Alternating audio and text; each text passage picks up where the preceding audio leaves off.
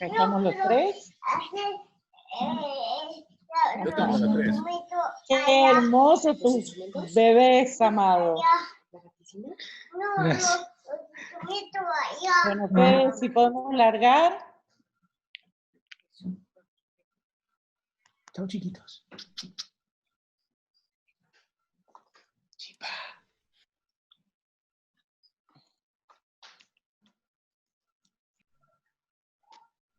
Qué serio que estás, Guillermo.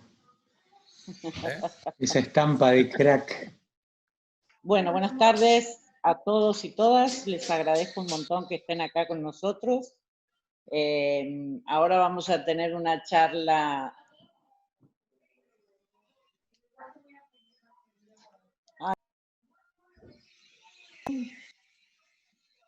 Bueno, ahora vamos a tener una charla muy especial con Guillermo Robledo y con Amado Vudú, que les agradecemos muchísimo que estén con nosotros.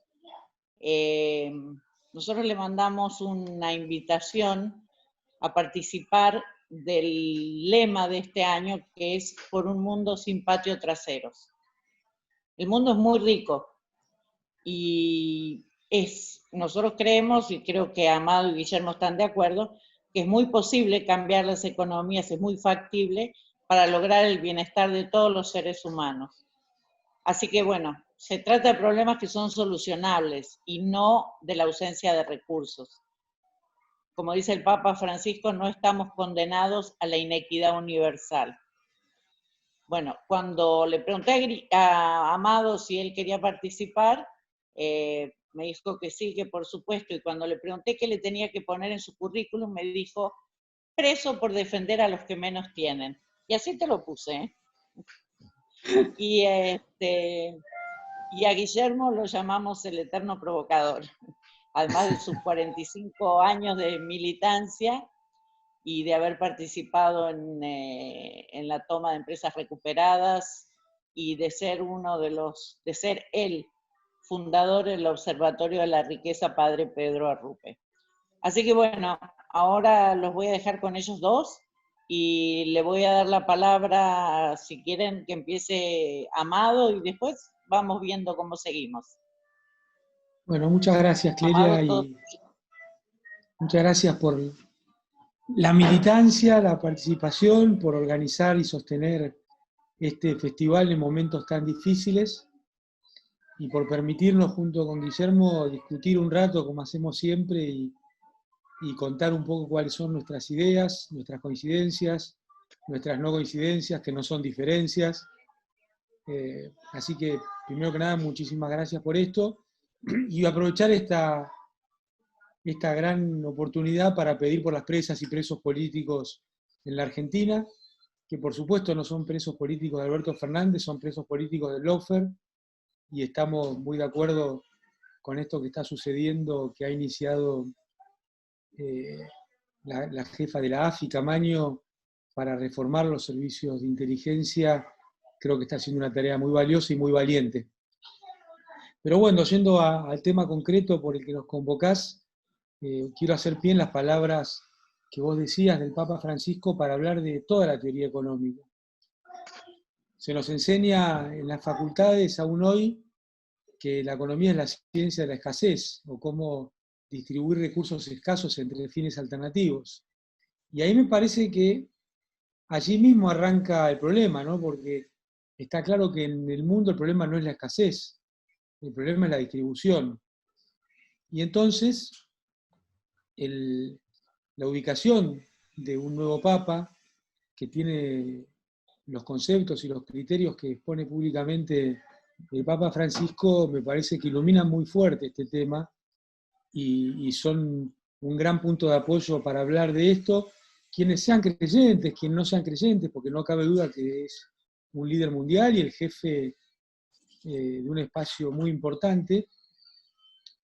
Entonces, a partir de ahí, yo quiero insistir, el problema es la distribución, no es la escasez. Y esto se ve en diversas áreas, ¿no? La más obvia y la que más estamos acostumbrados a escuchar es que el 1% de la población mundial tiene más del 50% del ingreso y de la riqueza. y que el 50% del mundo no tiene casi nada. Entonces, a partir de ahí nos damos cuenta que el sistema no está funcionando adecuadamente y que además no es sostenible. Y esto tiene, digamos, facetas, tiene manifestaciones en múltiples cuestiones de la vida que van desde la educación a la salud, desde la recreación hasta el hacinamiento. Te diría que en todas las facetas de la vida tiene expresiones muy concretas, muy dolorosas esta situación, que además nos quieren hacer pensar que el mundo fue siempre así, y el mundo no fue siempre así. Fue peor y fue mejor. Pero lo que está sucediendo en el mundo, y por eso es muy importante que el Papa lo diga, no tiene que ver con una cuestión que Dios dijo que sea así, cualquiera sea el Dios en el que estemos pensando, ni que la naturaleza lo hizo así. Son las instituciones humanas que hemos ido construyendo las que han provocado este estado de cosas. Instituciones humanas que tampoco salen de un repollo, salen de la correlación de fuerzas y a su vez son reproductoras de una correlación de fuerzas. Por eso es tan importante que cuando hay un gobierno nacional, popular, que está al frente de una sociedad, que logre y que sea un catalizador de la alteración de la relación de fuerzas, que no la tome como una cuestión estática, sino que muy por el contrario, entienda que la correlación de fuerzas es una cuestión dinámica y endógena, que la correlación de fuerzas populares o la potencia de las fuerzas populares en esa correlación va creciendo en la medida que los gobiernos toman medidas populares, en el sentido profundo. Y tenemos el caso de Néstor Kirchner, que comenzó con el 22% de los votos y fue, digamos, uno de los constructores, junto con Cristina, de un espacio que aún hoy conserva por lo menos el apoyo de un poco más de la mitad de la población.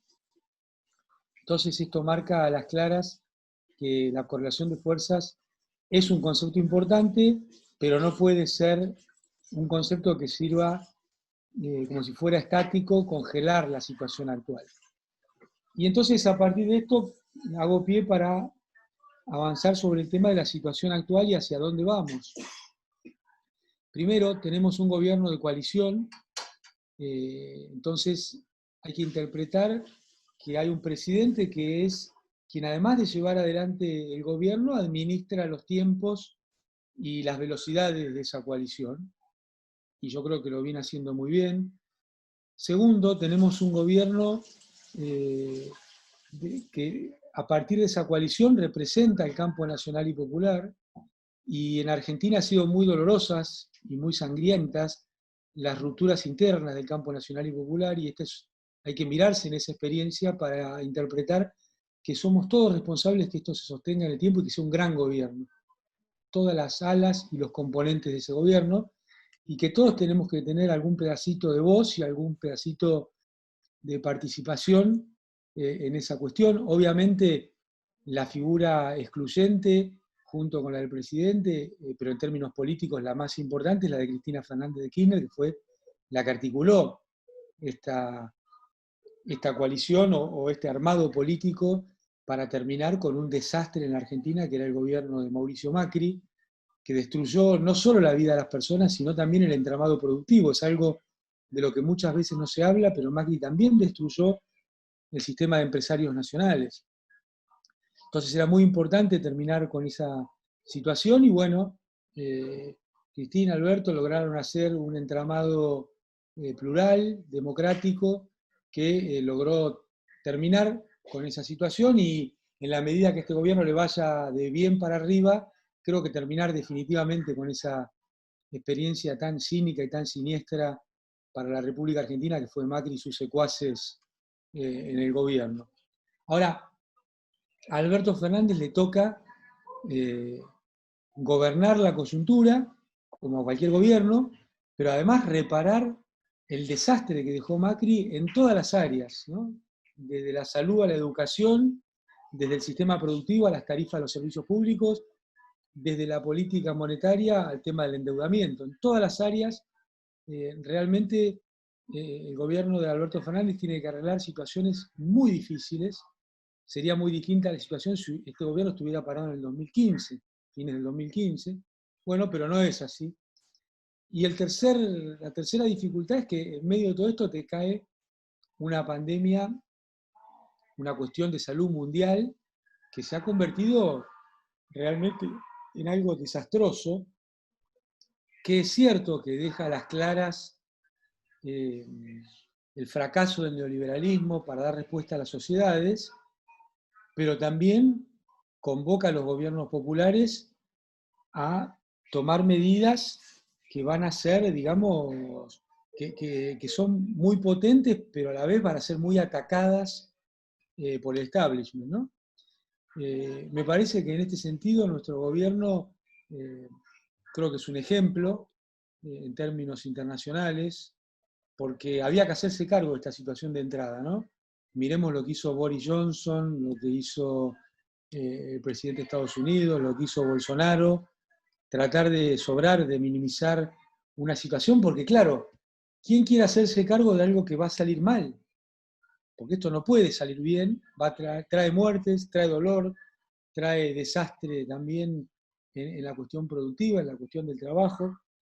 Entonces, claro, lo más cómodo era mirar para otro lado, pero no fue lo que hizo el gobierno argentino. El gobierno argentino, con valentía, con responsabilidad, enfrentó este tema desde el primer día, y bueno, es uno de los motivos por el cual también tiene ataques muy injustos, muy, yo te diría, una palabra tendría que ser un poco más fuerte que egoísta, ¿no? Porque cuando alguien quiere tener la libertad de andar por la calle, y digo la libertad entre comillas, también está usando la libertad de contagiar al resto, de formar parte del contagio, ¿no? El término libertad se manipula y, y se tironea por los peores de los motivos en este momento, porque la verdad el gobierno argentino ha tomado medidas que son serias, que están acompañadas por el saber científico, que son tomadas en términos políticos, porque la toma Alberto Fernández, ¿no? Porque vieron el falso debate que hay ahora, ¿no? Entre tantos, hay uno escondido que es, che, bueno, esto que lo resuelvan los políticos, ¿por qué van a opinar los infectólogos? Cuando antes decían los políticos no saben nada, que opinen los científicos. Entonces, siempre se tironea a los gobiernos populares con argumentos que se muerden la cola y que son falaces y que son hipócritas y que son cínicos, ¿no? Entonces, esto me parece que hay que atreverse a decir todas estas cosas. Las chantadas que dicen con cara de serio y impontando la voz los comunicadores del capital, al servicio del capital, no tenemos por qué no discutirlas al menos, con respeto, como siempre, pero tampoco que nos pasen por arriba con argumentos falsos, ¿no? Ahora, el otro tema que está en discusión es hacia dónde vamos a partir de esta pandemia. Y veo mucho entusiasmo en sectores populares, excesivo, y mucho entusiasmo también en los sectores más conservadores, con lo cual nos invita a que tenemos que leer adecuadamente el momento y pensar también que nada bueno va a suceder si no hacemos nada. Esta idea que parece circular, que bueno, esto es la muerte del capitalismo, el fin del capitalismo, yo no creo en esas cosas.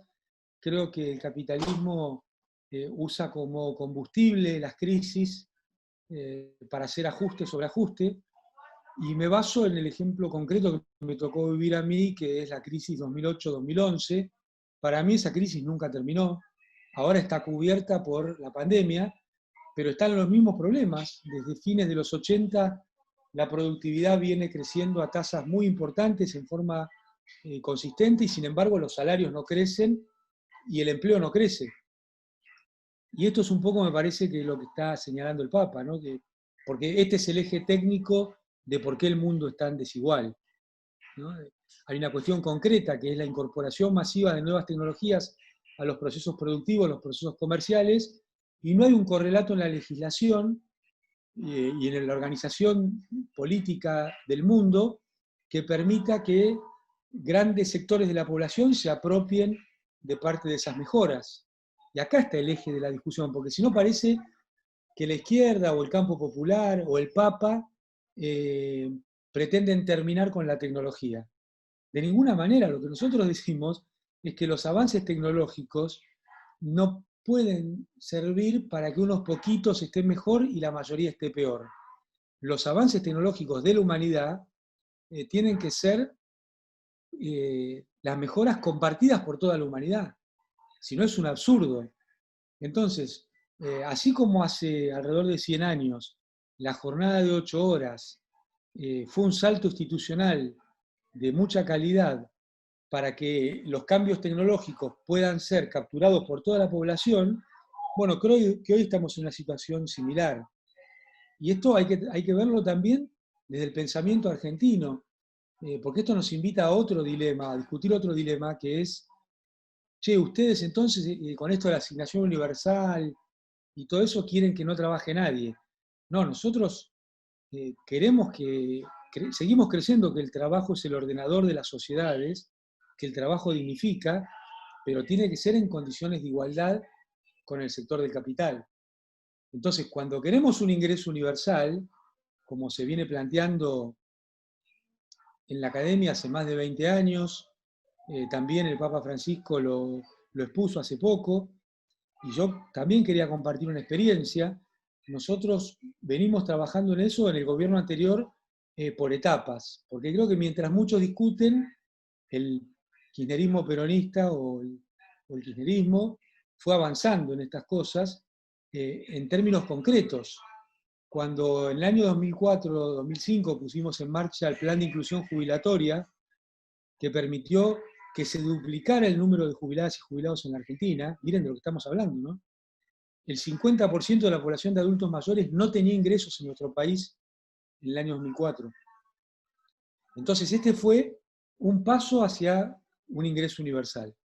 Después en el gobierno de Cristina vino la asignación universal, que fue otro paso hacia el ingreso universal. Y fíjense, son dos pasos que tienen una potencia, yo creo, muy, muy importante, porque no solo son baldosas del gran camino hacia el ingreso universal, sino que además son medidas de un profundo feminismo, y de un feminismo que creo que puede ser compartido en las diversas expresiones que tiene el feminismo, que está siendo tal vez el movimiento más importante en el siglo XXI, la cuestión del empoderamiento y los ingresos para el sector. El 80% de las nuevos jubiladas y jubilados fueron mujeres, y la asignación universal pasó a ser de los niños a las mamás.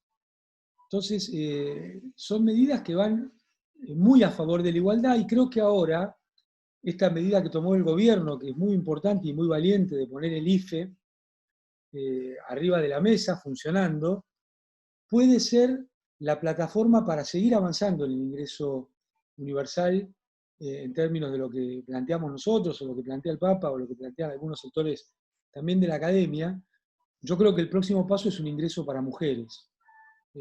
Seguir completando este camino que venimos llevando adelante del 2004. Y quiero también proponer en términos conceptuales qué significa este ingreso universal, porque nosotros no pretendemos reemplazar el trabajo por el ingreso universal, de ninguna manera. Lo que pensamos que el ingreso universal es una gran herramienta para darle más poder de negociación a los trabajadores. Si tiene un piso mínimo de sustento solucionado, tiene más capacidad de negociación, que es lo que ha perdido de los 80 hasta hoy. Han caído en el mundo las tasas de sindicalización, hay un fuerte ataque desde los medios concentrados contra los sindicatos y sus representantes, así como contra la política, y hay un fuerte trabajo sobre el sentido común para hablar en contra de los derechos laborales y en contra de las leyes laborales. Fíjense ustedes que en el discurso público permanentemente se habla de que hay que flexibilizar las leyes laborales, que ahí está el problema, que hay abuso con las leyes laborales. Si uno escuchara esto y se sentara en la casa a pensar un segundo y no viera la realidad, la explicación que da el establishment es que los trabajadores están explotando a los capitalistas. Y esto pareciera que no es lo que está sucediendo, ¿no? Cuando el 1% de la población se queda con todo y la mayoría no tiene nada. Entonces, tenemos que luchar contra ese discurso que impregna el sentido común dominante, y sí es cierto, necesitamos otras leyes laborales más a favor de las trabajadoras y trabajadores. Por ejemplo, un ejemplo concreto, hace pocos días algunos sectores de los trabajadores aceptaron que se les redujera en términos nominales 25% el salario porque en la crisis a las empresas les está yendo mal. Muy bien, tomemos este argumento para exigir que cuando a las empresas les vaya bien, repartan las ganancias entre las trabajadoras y trabajadores. Es de toda lógica que si cuando les va mal los trabajadores cedan, y lo hacen, cuando les va bien, esa buena aventura, ese buen momento, sea distribuido también estas utilidades entre las trabajadoras y trabajadores. Usemos el mismo argumento como espejo.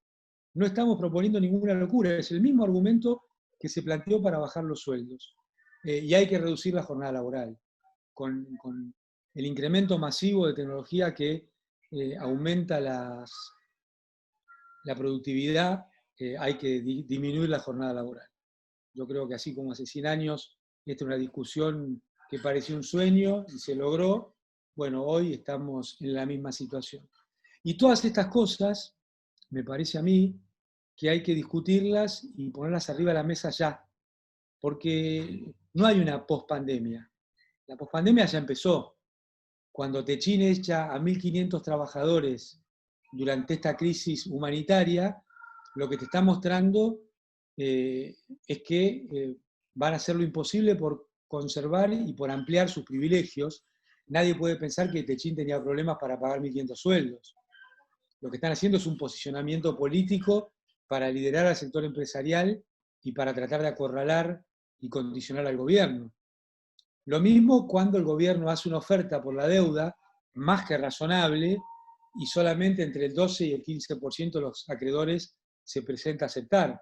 Ahí te están mostrando con claridad que van a apretar todo lo que puedan, que no va a haber ninguna razonabilidad, que obviamente no va a haber nada de humanitario, eso era lógico, pero tampoco va a haber razonabilidad en esto. Van a intentar sacarle todo lo que puedan de ventaja en la situación de crisis humanitaria. Entonces, yo creo que hay que discutir y avanzar en términos de estas cuestiones hoy, ¿no? De los servicios públicos que no pueden estar en manos privadas, de los temas del mundo del trabajo que hablábamos antes, de la fuga de capitales. No tiene por qué en Argentina poder operar empresas con domicilio en los paraísos fiscales, es una locura.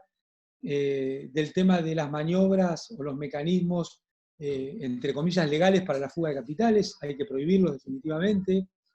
De que no puede ser que el gobierno no ordene y lidere los flujos de capitales transnacionales y los flujos comerciales. Esta es una cuestión que atañe a todas las argentinas y argentinos. Entonces, yo creo que no hay que esperar, porque el día que alguien decida que la pospandemia se acabó, que vamos a ver también en términos de sentido común y culturales cómo sucede eso, ¿no? Cualquier mojón histórico está determinado por el pensamiento de la clase dominante. Entonces ahí va a haber también una gran discusión, como hay hoy una gran disputa, este tema de aquellos que quieren tener libertad de poder infectar al resto de la sociedad. Así que bueno, tenía ganas también de escucharte, a ver qué opinás en términos de todo esto y que compartamos también si hay algún espacio de preguntas o de diálogos con todos aquellos que estén mirando, y agradecerte, Clelia, mucho por esta posibilidad de convertir con Guillermo.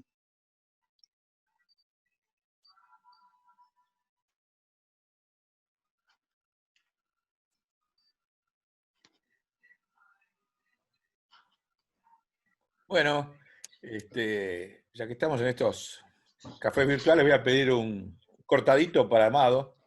Por lo menos hagamos de cuenta que hay mozo, que estamos en los bares, ¿viste? Ahí está. Bueno, mirá, Amado, la verdad que vos me haces una pregunta, ¿qué opino de lo que vos decís? Coincido en un 100%. Realmente cuando vos haces alusión arrancás en tu planteo por los compañeros presos políticos y que sigue siendo un tema para resolver, me parece esencial. Al respecto de eso, yo creo que habría que hay que avanzar en el tema de que el lawfare, hacer la historia del lawfare, también que la historia sabemos que viene de muy lejos, ¿no? Casi desde siempre el lawfare. Pero, y te lo digo por haber sido víctima también del principio del lawfare, cuando uno analiza lo primero que hizo el sistema comunicacional para hackear a Cristina, fue empezar a minar las bases sociales de los programas sociales que significaban las cooperativas de Pedro Salas. Acordate que fue acusarla de que era nazi, con banderas, todo un programa especial, mucho antes, creo que esto fue en el 2012. Claro, sí, hace un montón. Sobre el social, con el cual se atacó, que el programa Argentina Trabaja fue un gran momento de auge popular que ayudó muchísimo al triunfo del 2000, a la reelección de Cristina. Nosotros lo vivimos, yo era funcionario en Quilmes, y la euforia de la gente de participar de una cooperativa, que no es lo mismo que participar de un merendero, y una cooperativa que se dedicaba a la urbanización popular, asfaltos, desarrollo del lawfare. Después, a los 2 meses vino la operación famosa que también hizo la Nata, como avanzar fue así.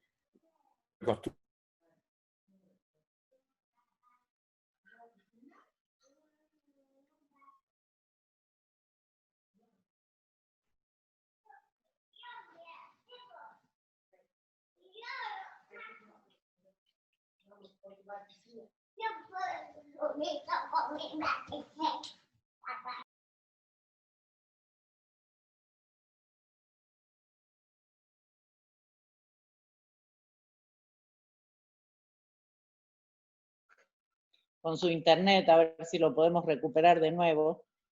Mientras tanto, Amado, ¿podés seguir vos? Prende Sí, tu claro. micrófono. Sí, claro. A ver, ¿Qué pasó? Ahora Ahí está. ¿volviste? Ahí estamos. Ok. ¿Me ven?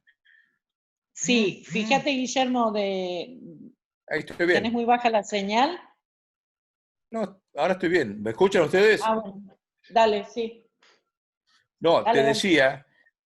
te decía que recuperar esa parte del lawfare, nosotros cuando vos planteás hay que discutirlo ya. Yo creo que hay una gran fuerza, como vos dijiste, el IFE, que tiene que ser la base de un ingreso universal, pero hay que darle también una fuerza organizativa que no sea solo un ingreso individual. En este concepto que vos decís de recuperar que el IFE es contra trabajos, hay que organizarlo en estructuras donde la gente es responsable de un conjunto de cosas, no solamente de recibir un apoyo del Estado, sino de sentirse dueño de algo como una empresa, o sea, las cooperativas de trabajos, el presidente se armaba unos debates bárbaros, participaba todo el barrio porque tenía una institucionalidad desde la cual negociaba con el gobierno nacional, etc. Todo eso lo destruyó Macri. Desfinanciaron totalmente los programas para convertirlos solamente en programas de asistencia social. Entonces, reforzando lo que vos decís, yo humildemente de nuestra experiencia, creo que hay que trabajar ya para que el gobierno del Frente de Todos reconstruya ese poder organizativo de obra. Sería como eran todos urbanizadores populares, de obras en los barrios, por ejemplo, este problema de las villas, dramático, el problema de la vivienda, todos los trabajos, esa dinámica, vinculado a una institución que sean empresas con todas las de la ley, con balances aprobados, rendidos, con todo lo que sabemos que implica la ley, para que no puedan ser cuestionadas y atacadas. Y entonces ahí tenés otra correlación de fuerzas muy importante. Porque entonces ahí le vas a sacar el discurso a la clase media, no a la clase media, sino a los medios que se la pasan bombardeando a la clase media, con esto que vos dijiste, digamos, de un sentido común, de que son planeros, y no, mira, están trabajando, han hecho todas estas obras. Entonces, por eso es el Estado. Si el Estado no lo organiza, la gente sola no lo puede organizar. Los 10 millones que están en el IFE, te imaginás convertirlas, es una fuerza política muy importante que nos pasó por experiencia con los sectores medios, ¿no? Porque le solucionan incluso desde el punto de vista de la seguridad. Porque vos planteas el tema del sentido común y la renta baja tenemos que lograr que la corre la clase media. Lo decimos renta básica. ¿Por qué camino se puede lograr que la clase media lo vea como una política sencilla? Y yo creo que una política, digamos, positiva y rompa el sentido común de los medios. Y el primero son los hijos. Porque la clase media, como a toda la familia, pero la clase media en especial, los hijos son muy importantes. Entonces, si nosotros hacemos un planteo político, un discurso nuevo, que explique que la renta básica es lo que le va a garantizar la realización de sus hijos, y no una situación como la actual, porque la clase media es una de las grandes víctimas de la crisis mundial, no solo acá, sino en el mundo. O sea, los 50 millones de desempleados que hay en 3 semanas en Estados Unidos no son trabajadores industriales. El 70% son clase media en crisis. Entonces, me parece que están las condiciones para que la clase media suma, junto con los sectores, como vos me dijiste, sindicales, sociales, etcétera, que la renta básica es lo que va a permitir que sus hijos tengan sentido estudiar y realizarse. Porque si no, se va a producir una situación de que va a haber un montón de profesionales y que no saben dónde ir a trabajar, que es lo que está pasando en Estados Unidos. Y acá también va a empezar a pasar. Entonces me parece que ese podría ser un discurso, una adaptación, un salto de lo que vos decís, que significa el gobierno al cual pertenezco, aunque sea muchas veces muy, como me dijo Clelia, un provocador, pero bueno, soy un provocador bendecido. Desde adentro cuestiono o propongo ideas, me parece que unir la clase media es central. Y ese tiene que ser un discurso que tiene que hacer Cristina, que me parece que sería un gran mecanismo para que Cristina sea valorada en lo que es por esa sociedad que no la valora, ¿no? Vos sabés Parece que hay un que ahora que planteas esto, hay que generar la conciencia de el impacto que ha tenido en la historia el rol del Estado en conformar y consolidar clases medias. No nacen de una cuestión natural. Y esto hay algunos economistas, inclusive británicos, que lo vienen estudiando, ¿no? Que hace poco leí un libro que se llama Austeridad, que es un economista escocés, y en el prólogo él cuenta que cómo el mundo en el cual él, que es una persona de 50 años, su familia se hizo de clase media y le pudo mandar a la universidad y todo, bueno, ya en el neoliberalismo no existe más. Entonces, si hay algo que está en contra de las clases medias, son políticas como las que llevó adelante Macri, ¿no? Donde los servicios públicos se convirtieron en impagables, la educación se convirtió en impagable, todo se iba a convertir, y los trabajos se iban perdiendo. Entonces está muy bueno el punto que señalás, me parece.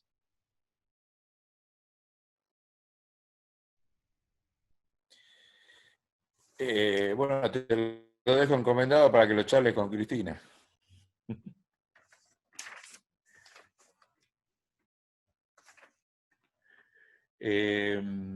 Respecto, respecto a lo que vos planteás de Francisco, ahí me permito dejarte otra provocación así, al paso. Me parece que vos trabajaste en la encíclica Laudato Si secretamente, porque cuando uno la lee, ahora puedes blanquearlo, decirlo. Cuando uno la lee, acá nosotros hicimos una publicación hace mucho de los artículos, no los religiosos, sino los más vinculados a la parte económica, social, cultural y demás. Y viste cómo son las encíclicas que dicen artículo punto 172, 173, bueno, etcétera, hasta el 200. Prácticamente abarca desde el punto 121 hasta el punto 200. Yo creo que algunas cositas ahí tuviste mucho que ver. Pero me parece que es un desafío para adelante, porque vos, por ejemplo, planteás la crisis del 2008 que sigue. Y Francisco dice, en el punto 189, que dice que la crisis financiera del 2007-2008, en una encíclica, vos fijate lo que estamos hablando, ¿no? En una encíclica, dice, la crisis era la ocasión para el desarrollo de una nueva economía más atenta a los principios éticos y por una nueva regulación de la riqueza ficticia. Hacen falta marcos regulatorios globales. Y después sigue con otra serie de conceptos, energía solar, bueno, etcétera, el tema de la revolución tecnológica, que lo que vos acabas de plantear, está desarrollado por Francisco en el punto 189. O sea que la coincidencia de lo que vos acabas de explicar con lo que dijo, con lo que está escrito en por Francisco es total. Ahora, lo interesante es que Francisco, esto lo escribió en el 2015. O sea, donde dice se puede oportunidad en el 2008. El tema es que ahora hay una nueva oportunidad, me parece a mí, a nivel internacional, más allá de lo que hablamos de lo local. Hay que trabajar esa oportunidad también. Ahí yo creo que sería bueno que vos imagines cómo sería un marco regulatorio, como los que pide Francisco acá a nivel internacional, para que esta crisis no se desaproveche, ¿no? Eso te lo dejo como iniciativa, pero ya concreta, es decir, bueno, vos tuviste la experiencia en el G20, estuviste ahí en el corazón del monstruo, como dijo Martí, lo conozco de adentro, lo viste nacer, lo viste fracasar, hoy lo podés evaluar, conocés a fondo la situación mundial. Sería bueno conocer, que vos propongas oficialmente a Francisco, ¿viste? Desde acá. Mire, el marco regulatorio que usted dice en la encíclica, en el punto tal y tal y tal, para nosotros es este y este. Porque Francisco dice en la encíclica, y convoca con una gran humildad, dice textual, dice, hay que repensar la totalidad de los procesos. Dice, los últimos 200 años, lo que se pensó en los últimos 200 años ya no sirve. No dice que sirve, y con gran humildad convoca a pensarlo. Así que estamos invitados todos a eso, y es lo que hemos hecho nosotros desde el observatorio, trabajar humildemente esas ideas. Pero sería bueno una propuesta en firme tuya a nivel de replanteo internacional. Así que con respecto a lo que dijiste, en ese punto no estás invitado, estás comprometido. Es una orden del Papa. Así, yo me la banco, yo le digo al Papa, digo, mirá, ha quedado desde el día de la fecha el compañero Amado en encontrar la solución a la que usted convocó. Se lo vamos a decir, mañana le mandamos un correo con Clelia y le decimos, y le mandamos este audio también, y va a decir, de acuerdo, no tenga duda. Porque el Papa es más provocador que yo, ¿eh? A mí me dicen provocador, pero el Papa, soy un aprendiz de él. Así que bueno, ¿qué otras cosas de lo que vos contaste? Me parece muy importante también, te digo tomando nota, que ahí, así como está este tema de las regulaciones, está el tema, nosotros fuimos con Clelia a hablar con Francisco en diciembre del 2018, cuando le llevamos una iniciativa de 3 nuevas convenciones en las Naciones Unidas. Las 3 nuevas convenciones, y le gustó muchísimo la idea, y nos mandó a hablar con los nuncios, nos mandó a hablar con el nuncio en las Naciones Unidas para empujarlo. Y esas ideas que Francisco le dijo que les parecieron perfectas, vamos a empujarlas antes de esta crisis, me parece que tendrían que humildemente ser evaluadas por los líderes latinoamericanos. Nosotros se las llevamos a Lula antes de que cayera preso, cuando iba a ser candidato, le gustó muchísimo, le decíamos, mire, estas ideas, si usted gana, podrían formar parte del accionar de política de Estado. Bueno, después ya sabemos lo que pasó. Después se la llevamos a Evo, a Bolivia, ya sabemos lo que pasó. Ahí me preocupé porque dije, me parece que somos mufas con esto, porque a donde vamos con esta idea, los gobiernos son hackeados, pero vamos a seguir igual. Me parece que sería interesante estas ideas, que Cristina las estudie y que los líderes latinoamericanos, en funciones o en no funciones, empiecen a plantearlas en las Naciones Unidas. Hay un antecedente que es el que nosotros le llevamos a Francisco, que a él le gustó muchísimo, que fue el trabajo de la comisión, lo que se Stiglitz, en las Naciones Unidas. En realidad eran muchos, era Stiglitz, Attali, un montón de economistas, y que propuso del sistema financiero. Después surgió el G20 y eso quedó congelado. Pero hoy me parece que ese trabajo de la Comisión Stiglitz, padre Miguel de Escoto, era el presidente de la Asamblea de las Naciones Unidas y lo sacó por unanimidad, está aprobado, o sea que estaría vigente aquel trabajo. Tendría que ser un trabajo que recuperen los líderes, que lo recupere Lula, Dilma, Cristina, Correa, Lugo, bueno, todos los que ya sabemos, y volver a ponerlo sobre la mesa, porque creo que la crisis mundial va a ir a en algún momento de otra forma, ¿no? Entonces me parece que ahí hay también para nosotros, te vamos a que Francisco, uno para que de comunicación. Fede. Fíjate, lo fue se hizo a base de las comunicaciones. Y no hay convención. Ahí también te dejo otra cosa para que la acerques a Cristina y a Alberto, ¿no? Bueno, Guillermo, desgraciadamente se te escucha muy mal y muy entrecortado. Se ve que tenés la señal muy baja, no sé qué es lo que está pasando. Amado, si es que entendiste de todo lo que te pregunta Guillermo, a ver qué comentario tenés y después vamos a las preguntas.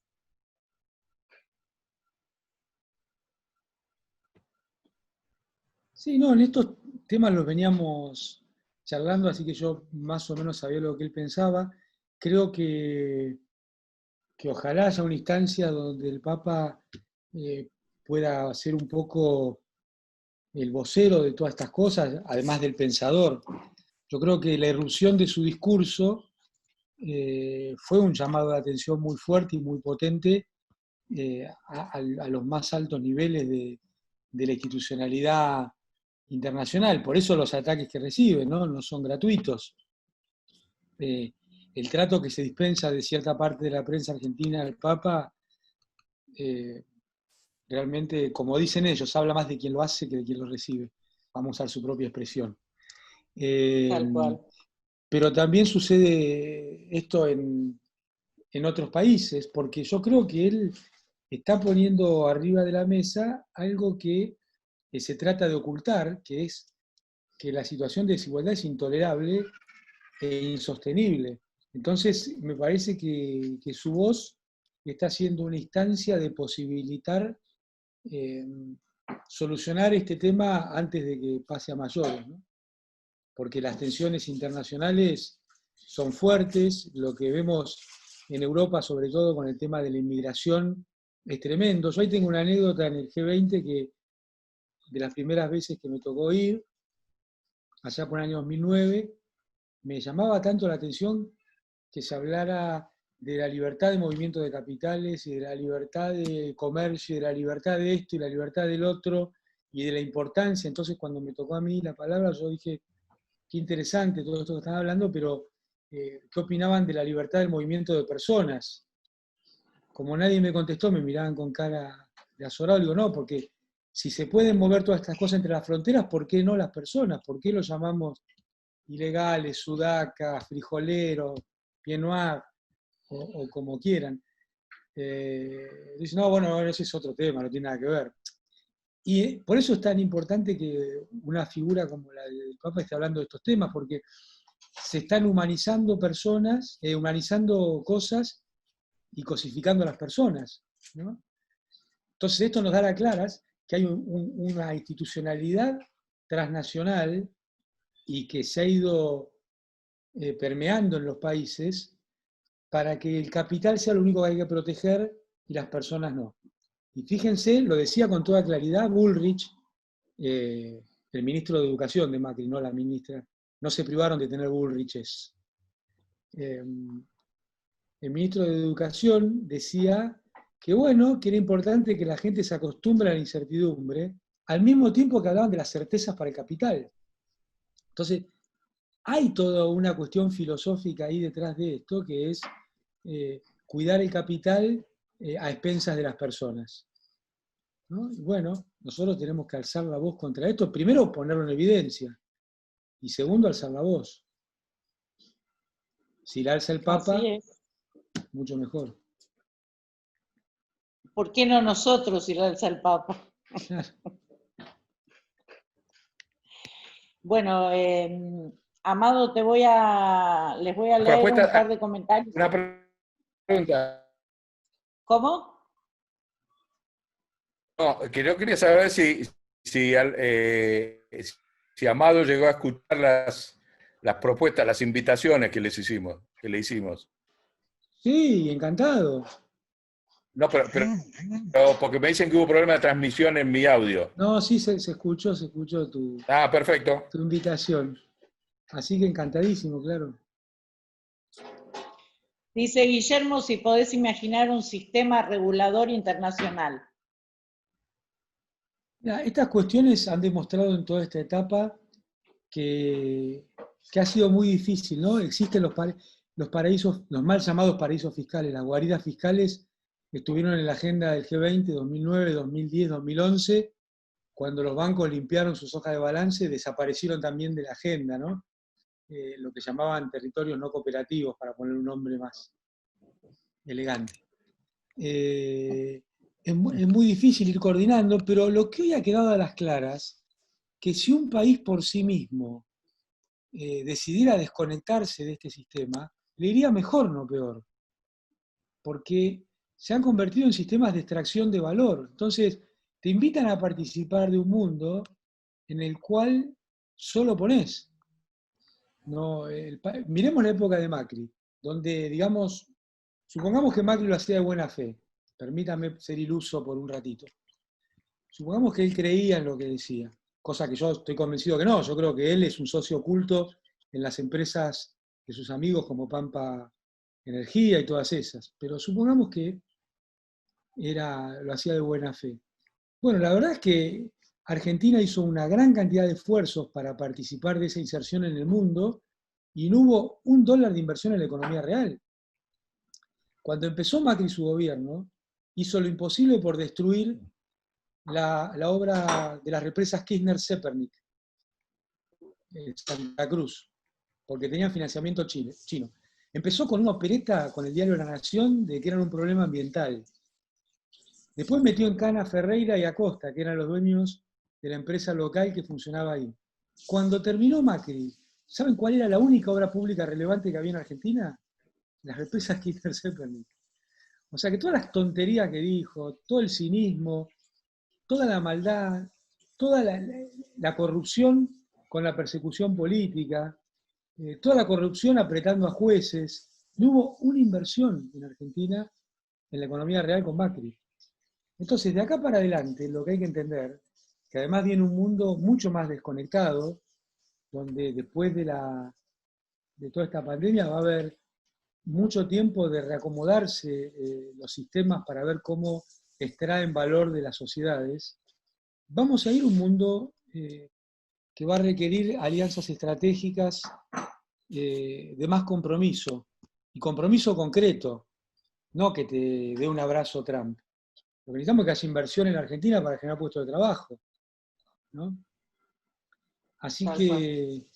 que me parece que hay que avanzar por este camino de desconexión de los flujos de capitales anárquicos. Porque la verdad que Hice lo que otra hizo pregunta. Macri, perdón, lo que hizo Macri No, fue no, convertir a Argentina en un casino con las cartas marcadas, ¿no? Donde siempre ganaban los mismos. O sea, era una gran timba con los ganadores premarcados por el gobierno nacional, que los ayudaba en todos los tiros. otra pregunta de Guillermo. Dice, ¿qué riesgo hay de desconectarse de los paraísos fiscales? Yo la verdad que no veo ninguno. No veo ninguno porque para lo único que sirven las guaridas fiscales es para aquellos que quieren ocultar bienes, que no quieren pagar impuestos, que los quieren ocultar por motivos, por todo tipo de motivos, ¿no? Hemos escuchado alguna vez con la presidenta en la discusión con otros líderes sudamericanos que ellos tendrían un gran problema sacando esto porque los maridos esconden los bienes de la familia a través de esto y sería un escándalo sacarlo. Pero es verdad lo que estoy diciendo, ¿eh? Entonces hay que ver dónde se para a la izquierda también, ¿no? Bueno, estoy mirando acá en el Facebook a ver si tenemos más preguntas. Lo que tengo es un montón de gracias, Amado, gracias, Amado. ¿Cómo creciste, compañero? Gracias, Alfisí, por esta nota. Había una pregunta por acá que se me acaba de escapar. Qué hermoso eso, ¿no? Muchos Porque besos y muchos saluditos, muchos abrazos.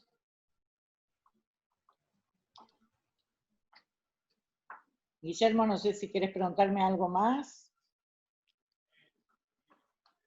Si estás escuchándonos. Sí. A ver si te escuchamos. No, se te corta. Para este, ya que... Poner alguna Hacémela pregunta. por WhatsApp, se te corta. ¿Se sigue cortando? ¿Sí? A ver, intentemos. Habla. No,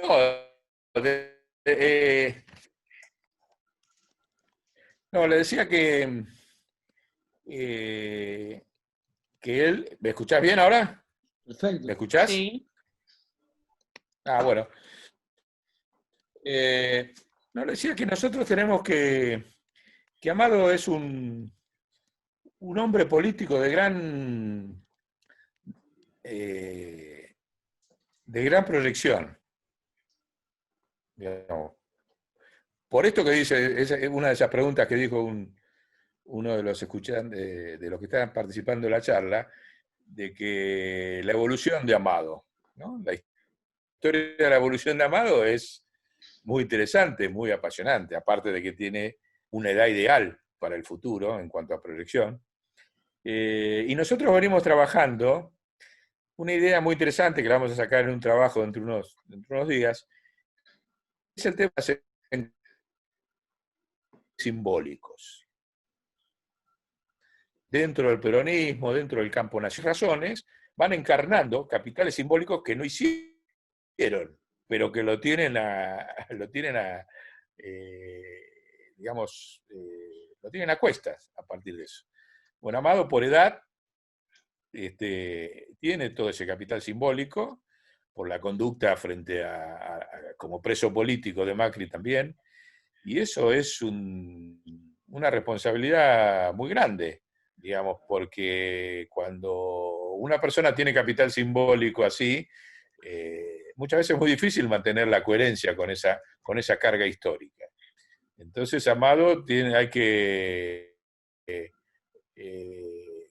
lo tenemos que acompañar, lo tenemos que rodear, le tenemos que transmitir todos un gran debate, porque es muy difícil poder hablar con un político de igual a igual como se habla con él.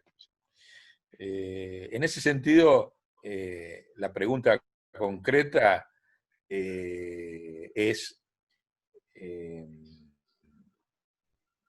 ¿qué tenemos que hacer para levantar, digamos, tu insólita y tu injusta condena a no poder ser funcionario público?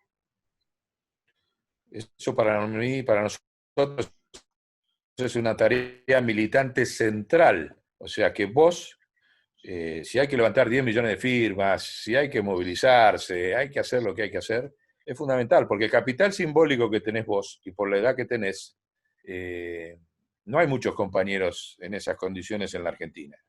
Y por eso te tienen puesto esa prohibición. Entonces la pregunta esta ya trasciende el tema original de la charla, pero me parece que es muy importante para poder salir a organizar lo que tengamos que hacer en todo el país para que vos puedas competir en política con total libertad. No sé si podés sugerirnos algunas ideas al respecto.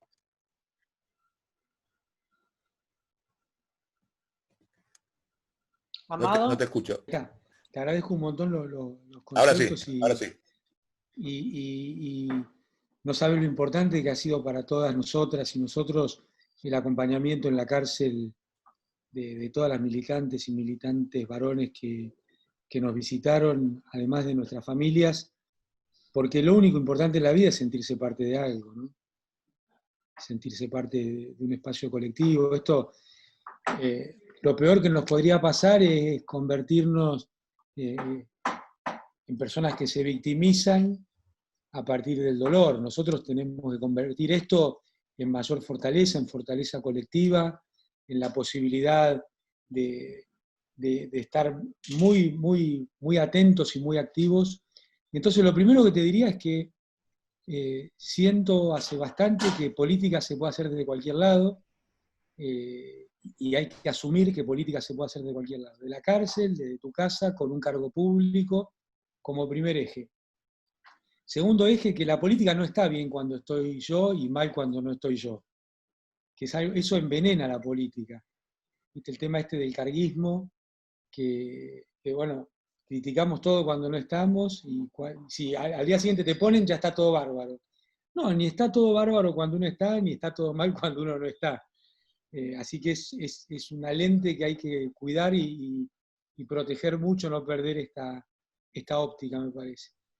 Pero yendo en concreto a lo que decís, que yo quiero ponerlo en un marco que me excede a mí, porque el otro día hablaba con Correa por teléfono, y claro, yo cuando corté me quedé pensando, ¿no? Qué bien que estamos en Argentina con lo mal que estamos, porque hay otros países que es mucho más grave lo que está pasando, porque hay menos organización, porque no pasó el peronismo, porque no está la figura del Papa, porque no está Cristina Fernández de Kirchner. Entonces, porque no hay muchas organizaciones militantes como hay en Argentina, y organización popular, porque lo que van haciendo es cercenando la posibilidad de que participen los líderes que pueden organizar. A él, más grave que los 8 años que le pusieron de prisión, son los 25 años de proscripción. Y vos fijate, se lo pusieron, se tomaron el tiempo para hacerle un juicio en ausencia, algo totalmente ilegal, a Correa, mientras se apilaban de a miles los cadáveres en Guayaquil. Sí. O sea, el gobierno ecuatoriano le dio la espalda a los cadáveres y se ocupó de condenar a Correa. En el mismo momento estaba pasando. Eso te marca la maldad y lo que está en juego, ¿no? En todo esto. Lo mismo pasa con Lula, y para mí la perseguida política más importante de Argentina se llama Cristina Fernández de Kirchner. Que hoy haya juicios contra Cristina me inhibe de hablar de mí. Porque es tan brutal y una animalada tan grande que esté pasando eso, juicios truchos, como son todos los nuestros, con testigos comprados, como son todos los nuestros, con pericias que no se hacen, terminan siendo una parodia de juicio en un tribunal para convalidar una sentencia mediática. Entonces, lo importante, y vos me preguntabas qué hacer, hay que anular todos estos juicios, los que tienen sentencia y los que no la tienen, y que nos vuelvan a juzgar en serio. Que nos juzgue pues como decía Martín Fierro, ¿no? Si el juez es el que te quiere condenar, ni que tengas a Cristo de abogado. Entonces lo que hay que terminar es con todo esto. El juez que me puso la condena, el presidente del tribunal, y me metió en cana el mismo día, pasando por encima la jurisprudencia, lo que él mismo hacía, hoy sigue siendo camarista federal porque Macri lo puso por decreto en ese lugar. ¿No es cierto? Entonces, que el señor Bertuzzi esté en ese lugar es una mácula para todo el sistema judicial argentino. Ni sus pares querían que vaya ahí, lo pusieron por escrito. Pero no les importa nada. Dicen, no, hoy leía uno de estos grandes editorialistas de Argentina que hablaba mal de un juez porque Macri y Garabano dudaban de su catadura moral. Macri puede hablar de la catadura moral de alguien. Garabano puede hablar de la catadura moral de alguien. Los 40 millones de argentinos sabemos que Macri es un ladrón, mucho antes de que fuera presidente. Sabemos que Macri espiaba a su familia, vaya a saber por qué y qué cuestiones cruzaban ahí, pero él la espiaba. ¿No? Tenía pinchado a los que se casaban con las mujeres de los hermanos, todo eso. Después espiaba a los vecinos de la ciudad de Buenos Aires, usando el gobierno para eso. Bueno, ¿cómo no iba a espiar a los argentinos? Y en toda esa denuncia todavía se olvidaron que le pasaban a los periodistas cuya familia era jefa de prensa de Michetti y de todos ellos, los audios de lo que hablábamos los presos en la cárcel. Que también estaban pinchados. Entonces, es obvio lo que estaba pasando en la Argentina y ahora se sorprenden. No, terrible. Amado, Digo, te paso otro par de preguntitas. Acá tengo una de Osvaldo que dice, si el objetivo del lawfare contra vos fue por truncar la posibilidad de suceder a Cristina o una venganza del sistema financiero por la estatización de las AFJP. Su opinión personal es la primera razón. Y es probable porque lo segundo ya estaba hecho. Pero, no sé, qué sé yo. Yo creo que es la persecución sobre el espacio, ¿no? Está claro que hay, como te decía Cristina, algunos la sufrimos, lo que le han hecho a Florencia Kirchner no tiene nombre porque no era alguien que estuviera participando en política, ¿no? Entonces, yo prefiero ver este tema como una cuestión colectiva y que fue un ataque a un espacio político que se ocupaba de las argentinas y los argentinos, y no ponerlo en términos personales de lo que me pasó a mí. Porque el dolor Acá es el dolor... Perdón. No, que el dolor es una cuestión personal y lo que tiene que ser colectivo es la fuerza y la alegría de seguir luchando. Tal cual. A ver, otra pregunta de Adrián, que dice, ¿qué posibilidad tenemos de abandonar el patrón dólar? Y después vuelve a preguntar si las criptomonedas pueden ser una forma... Se me escapó la pregunta. Una forma de salir del patrón dólar. Yo creo que la forma de salir del patrón dólar es fortalecer la alianza con China e incrementar tanto el programa de obra pública como el intercambio comercial entre ambos países, abrir mucho el turismo a China. Bueno, veremos qué pasa después de esto, pero nosotros tenemos un camino concreto, rápido, efectivo y sustentable, que es fortalecer la alianza formal que ya tenemos con la República Popular de China para poder sacarnos ese cepo descomunal que es el patrón dólar, ¿no? La obra pública en Argentina la termina decidiendo Wall Street, y fíjense lo que decidió con Macri, cero, nada. Y la otra era de la misma persona, ¿las criptomonedas pueden ser una forma de salir del patrón dólar? Yo soy muy viejo, muy antiguo. No, además yo estas cosas que no se sabe quién las maneja, creo que siempre las maneja alguien. Entonces, lo que prefiero es que la moneda es una cuestión del Estado, ¿no? Exacto. Y y que sea el Estado argentino el que democráticamente nos representa a todas y todos. Así Eh, es. ¿Tenés otra, Clelia? No, estoy chequeando, pero Bueno, mientras tanto podés hablar, es que te escuchamos. Porque vos escuchás sí. por ahí bien en el Zoom, pero al pasar al Facebook pasa todo entrecortado cuando la señal es baja. Así que dale Ajá. y te digo. No, a raíz de que apareció este tema de la moneda, eh, sería interesante también, discúlpame, pero te estoy dejando trabajos para el hogar. Estamos en el hogar. Eh, necesitamos una alfabetización monetaria, financiera e impositiva a nivel popular. O sea, hay tal confusión sobre lo que es una moneda, sobre lo que es una divisa, sobre cómo se puede tener soberanía, sobre realmente cuál es el respaldo que necesita una moneda, pero afortunadamente se ha politizado por toda esta crisis ese debate. Entonces, me parece que es muy importante, sería muy importante tu palabra con algunos, no para ahora, sino para después, que mandes algunos escritos y demás de explicación popular, sencilla, al estilo de lo que Pablo Freire, ¿viste? Para que los compañeros lo puedan discutir en las fábricas, en los barrios, de qué es una moneda, de que no necesitan estar atado al dólar ni al oro, porque cada vez que uno, por ejemplo, ahora la discusión de la emisión igual inflación, esa historia que machacan todo el tiempo, y los compañeros dicen, bueno, pero si emitimos, ¿en qué está respaldado? Nosotros le explicamos, ¿viste? Decimos, mirá, la experiencia del peronismo, la experiencia de otros países, los chinos nunca tuvieron su moneda atada a ningún metal ni al oro.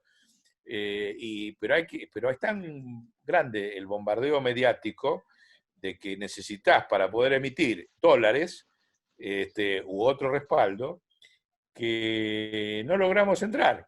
O sea, los compañeros hay un profundo analfabetismo planificado en materia de moneda y finanzas. Así que Claro. por ahí algún trabajito tuyo, y entonces muchos compañeros acuden al Bitcoin o a las monedas, a las criptomonedas como la salvación. Por ahí nos salvamos. Y como vos bien decís, la moneda es una política de Estado y una convención humana o de Claro. una nación. Viste, Entonces, Guillermo, que sería bueno, viste, que vos mandes algún escrito en el marco de la pandemia de alfabetización popular, ¿entendés? No académica, no para discutir con los monstruos, porque eso ya está sí. agotado, ya la ganamos ese debate, lo que nos falta ganar es el otro. No, lo que te iba a decir es que es un tema que permea lo popular, salvo que Macri sea el presidente. Ahí no salía en la tapa de los diarios ni las reservas, ni que no había dólares, no salía nada. Nosotros, me acuerdo al final, en el 2015 era diario cómo publicaban, ¿no? Lo que pasaba con el Banco Central y el drenaje y todas esas cosas. Pero bueno, es verdad, nosotros tenemos que hacer alguna tarea de, de teorizar un poco más sobre las políticas del campo nacional y popular. Creo que ahí tenemos un déficit sin ningún lugar a dudas. Y no me des tanto tarea. No te olvides que nosotros somos Bueno, choripaneros. Queremos el choripán y no queremos Un día trabajar. lo hace. choriplaneros es, Choriplaneros, exacto. no choripaneros. Bueno, la verdad ha sido un enormísimo placer tenerlos en esta charla.